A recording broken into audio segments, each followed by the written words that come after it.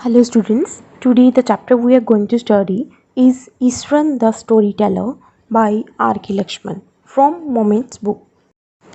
इस कहानी में जो ईश्वरन है वो एक स्टोरी टेलर है और वो कहानियाँ इस तरह से सुनाता है कि उसकी जो स्टोरीज़ हैं वो एकदम से रियलिस्टिक लगती हैं और जो महेंद्र है वो उसकी स्टोरी से ऐसा अट्रैक्ट होता है, उसकी स्टोरीज़ में बंध जाता है एकदम। इस स्टोरी में ईश्वरन की कहानी कहने की जो कला है उसको ही हाईलाइट किया गया है। One night Mahendra woke up from he sleep. एक बार महेंद्र अपनी नींद से जागता है एंड सा ए डार्क क्लाउडी फॉर्म, और एक क्लाउडी फॉर्म को देखता है, बादलों वाली फॉर्म को यानी आकृति को देखता है। और यह आकृति बिल्कुल उसको ऐसे लगता है जैसे ये भूत प्रेत का कोई साया हो। उसको ये आकृति बिल्कुल भी इंसानों जैसी नहीं लगती। He broke out into A cold sweat, और वो पसीने से तरबतर हो जाता है। वॉज इट ए घोस्ट, क्या यह एक भूत था? Let's start the story. The story was narrated to Ganesh by a young man Mahendra by name. ये कहानी महेंद्र सुना रहा है। महेंद्र नरेट कर रहा है। किसको नरेट कर रहा है? गणेश को। और ये स्टोरी किसके बारे में है? ईश्वरन के बारे में। Eswaran the story teller. दोबारा ध्यान से सुन लो, ये कहानी महेंद्र नरेट कर रहा है और महेंद्र नरेट किसको कर रहा है? गणेश को। ये स्टोरी है ईश्वरन द स्टोरी टेलर के बारे में। He was a junior supervisor in A firm. अब जो महेंद्र है वो क्या है? जूनियर सुपरवाइज़र है एक फर्म में यानी कंपनी में। which offered on hired supervisors at various types of construction site, factories, bridges, dams and so on। जो कि एक ऐसी फर्म में काम करता है जो कि कंस्ट्रक्शन यानी निर्माण कार्यों के लिए सुपरवाइज़र को उपलब्ध करवाती हैं यानी हायर करवाती हैं। ऐसी कंपनी में महेंद्र सुपरवाइज़र का काम करता है। और ये कंस्ट्रक्शन साइट क्या क्या बनाती हैं? ये कंस्ट्रक्शन साइट बनाती हैं factories, bridges, dams and so on etcetera. ये सब चीज़ें बनाती हैं और महेंद्र इन सारी साइट्स, इन सभी जगहों पर जाकर सुपरवाइज़र का काम करता है। सुपरवाइज़र का काम क्या होता है? सुपरवाइज़र का काम दूसरे लोगों के कामों को चेक करना, मजदूरों से काम करवाना और उनके किए गए कामों की आगे रिपोर्ट तैयार करना होता है। Mahendra's job was to keep an eye on the activities at the work site. Keep an eye means होता है नज़र रखना। महेंद्र का काम कंस्ट्रक्शन या वर्क साइट पर, निर्माण स्थल पर हो रहे काम की जांच करना था, उस पर नज़र रखना था। He had to keep moving from place to place every now and then as ordered by his head office। उसे एक स्थान से दूसरे स्थान पर मूव करना पड़ता था, जैसे उसके हेड ऑफिस से उसको आदेश आता कि उसको इस कंस्ट्रक्शन साइट पर काम करना है तो वैसे उसको जाना पड़ता। From a coal mining area to a railway bridge construction site, from there after a few months to a chemical plant which was coming up somewhere. कभी कोल माइनिंग एरिया पर और जहाँ कोयले की खदान से कोयला निकालते हैं, और कभी रेलवे ब्रिज पर जहाँ कंस्ट्रक्शन चल रही हो, या फिर किसी chemical plant which was coming up somewhere जहाँ रासायनिक कारखाना बनने वाला हो, उसको सब जगह जाकर काम करना पड़ता। ही वॉज ए बैचलर, वह कुंवारा था और कुंवारे आदमी की ज़रूरतें बहुत कम होती हैं। हिज नीड्स फॉर सिंपल, इसलिए उसकी ज़रूरतें बहुत कम थी। His needs for simple and he was able to adjust himself to all kind of situation. और वह अपने आप को हर और सिचुएशन यानी डिफ़िकल्ट सिचुएशन में अपने आप को ढाल सकता था, एडजस्ट कर सकता था। Whether it was an ill equipped circuit house और a makeshift canvas stand in the middle of a stone quarry, चाहे वो सर्किट हाउस का इल इक्विप्ड यानी बिना साज सामान के, बिना किसी पंखे या किसी और सुविधा के रूम हो, उसमें मैं एडजस्ट कर सकता था। पर चाहे उसको पत्थर की खदान के बीच में बिना किसी कैनवस के टेंट हाउस में रहना पड़े तो वो उस जगह भी एडजस्ट कर लेता था। But one असैट he had was his cook Eswaran. पर एक असेट, यानी असेट मीन्स होता है धन संपत्ति, लेकिन यहाँ पे इसका मतलब धन या संपत्ति से नहीं है। यहाँ पे इसका मतलब है एक उसके लिए राहत देने वाली बात और खुशी वाली बात यह थी कि उसके पास उसका एक कुक था जिसका नाम था Ishwaran. The cook was quite attach to Mahendra. जो कुक था महेंद्र से काफ़ी अटैच था, जो उसको लगाव था। And followed him uncomplainingly wherever he was posted. और जहाँ पे भी कहीं उसकी पोस्टिंग होती तो वह उसके साथ जाता था बिना किसी कंप्लेंट के, अनकम्प्लेनिंगली। कुकड फॉर महेंद्र, वो महेंद्र के लिए खाना बनाता था।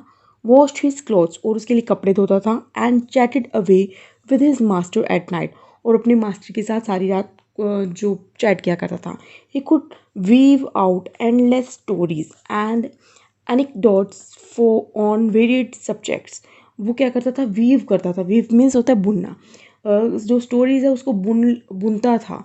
मतलब स्टोरी कहने की कला में इतना माहिर था कि उसकी स्टोरीज ऐसे बहुत अच्छी लगती थी, रियल लगती थी। और एंडलेस स्टोरी उसकी ऐसी, उसको ऐसी स्टोरी मतलब सुना सकता था जिसका कभी जो अंत ही ना हो। और हर एक सब्जेक्ट में मतलब उसकी मास्टरी थी, वो किसी भी विषय पर कहानी गढ़ सकता था। Eastern also had an amazing capacity to produce vegetables and cooking ingredients seemingly out of nowhere.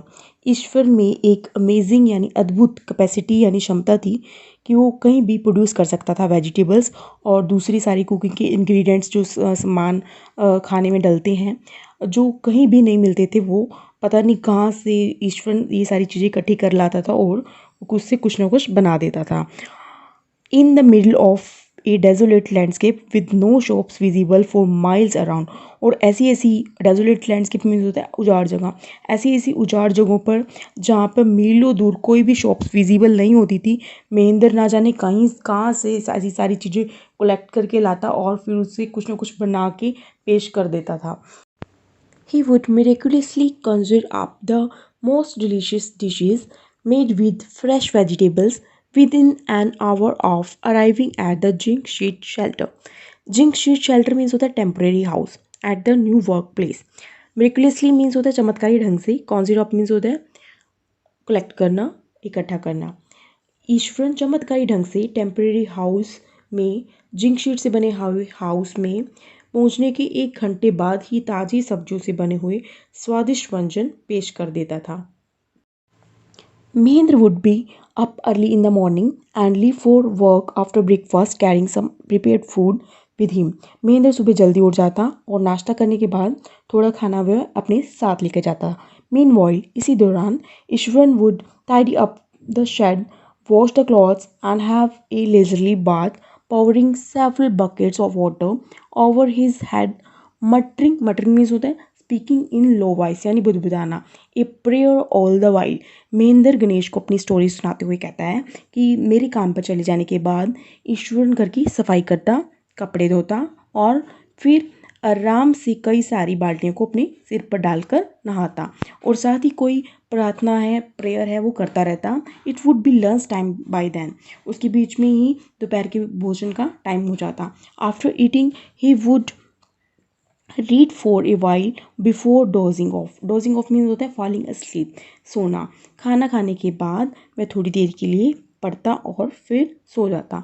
The book was usually some popular Tamil thriller running to 100 pages. Its imaginative descriptions and narrative flourishes would hold Iswaran in thrall. Iswaran जो कहानियाँ पढ़ता था वो Tamil thriller होती थी और वह सैकड़ों पन्नों वाली नॉवल होती थी। ये कहानियाँ कैसी होती थी, कल्पनात्मक और डिटेल्ड डिस्क्रिप्शन वाली, जिसमें बड़े बड़े विवरण दिए होते थे और जिसे पढ़कर वो ईश्वरन रोमांच का अनुभव करता था। उन स्टोरीज को ऐसे पढ़कर उसमें एकदम बंद सा जाता था, उसके चेहरे पर वो उत्सुकता साफ नजर आती थी। His own descriptions were greatly influenced by the Tamil authors that he read। जब महेंद्र ईश्वरन को कोई कहानी सुनाता उसमें तमिल स्टोरीज़ की इन्फ्लुएंस होती थी। उसकी कहानियाँ में तमिल स्टोरीज़ का प्रभाव काफ़ी हद तक देखा जा सकता था। जैसी कहानी वह पढ़ता वैसे ही उसको रोमांचक अंदाज में उसको सुनाना भी जानता था।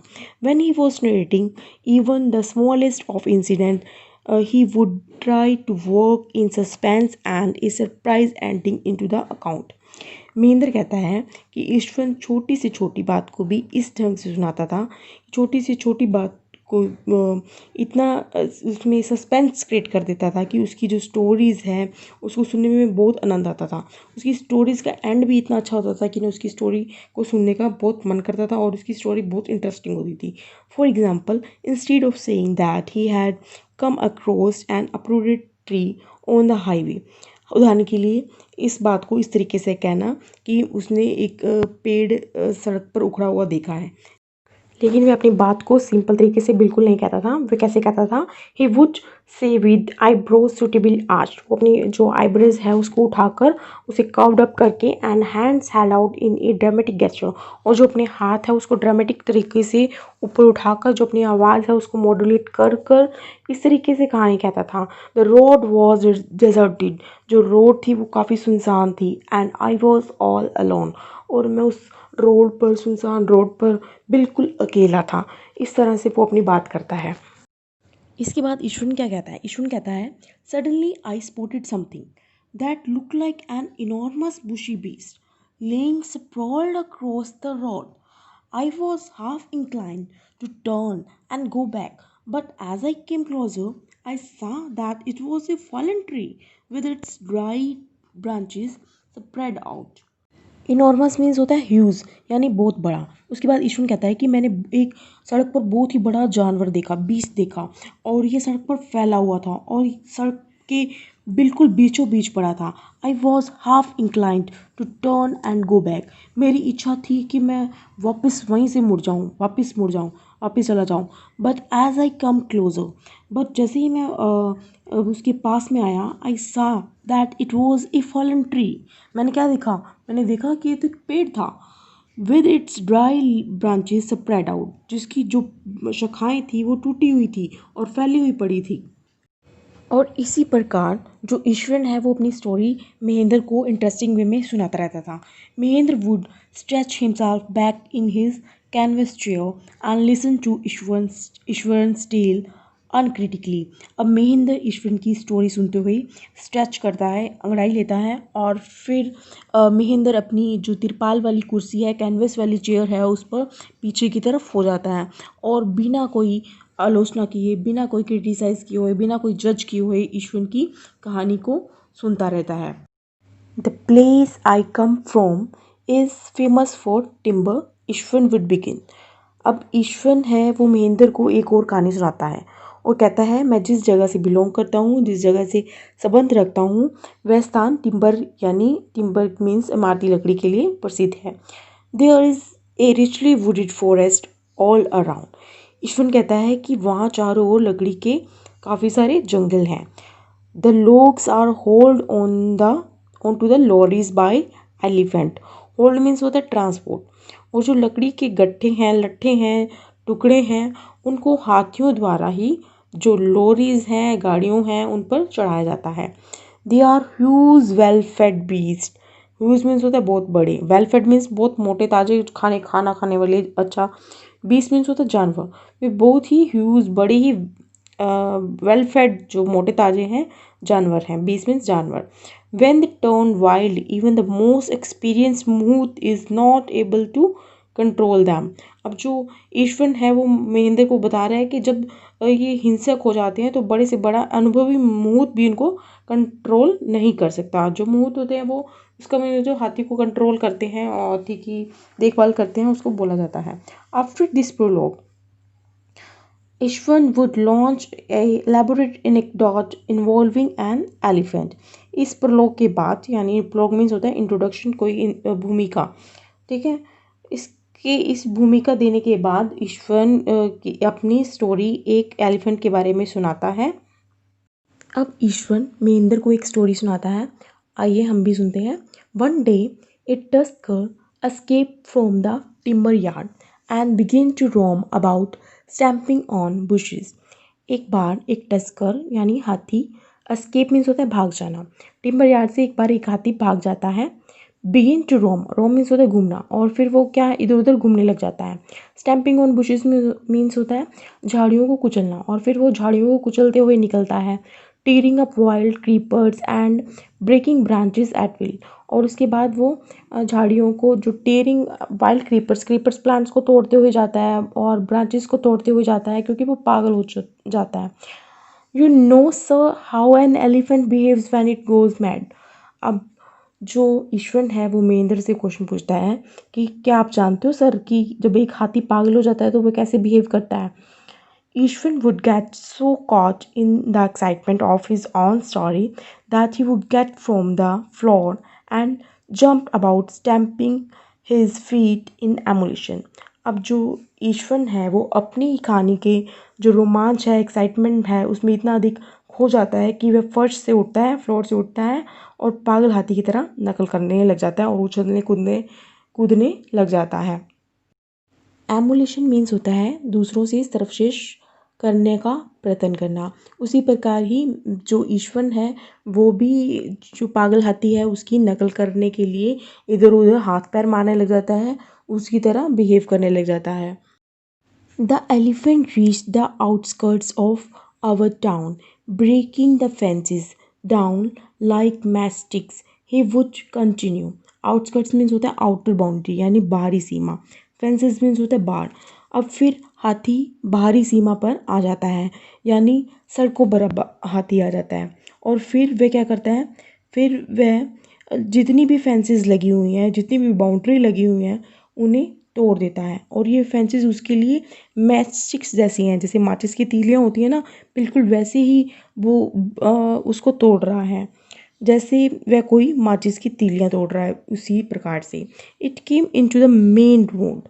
अब वो मेन रोड पर आ जाता है and smash all the stalls selling foods mud pots and clothes.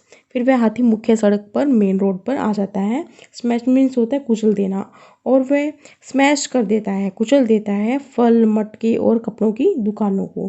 People ran helter skelter in panic. और जो अब लोग हैं, हेल्टर और शेल्टर मीन्स होता है घबराहट के कारण इधर उधर भागना, और जो लोग हैं वो हाथी के डर से घबरा जाते हैं और फिर वह इधर उधर भागने लगते हैं। The elephant now entered a school ground where children were playing breaking through the brick wall. अब जो हाथी है वो स्कूल की दीवार को तोड़ते हुए स्कूल में घुस जाता है जहाँ बच्चे खेल रहे होते हैं।